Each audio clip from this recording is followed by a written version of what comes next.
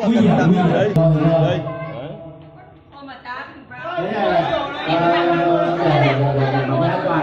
cắm cái chạy ra, cắm cái chạy ra.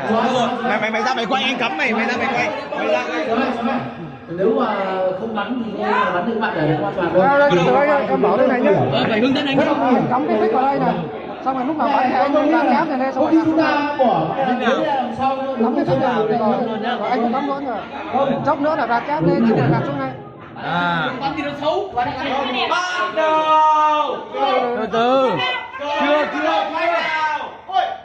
Dây chạy chưa cu ơi. Dây chạy rồi. Cân chạy bàn để làm gì? Không, nếu mà nó quá thì tớ không an toàn. Nếu quá thì bắt đầu nha. Dây đếm kia thôi. Đếm rồi.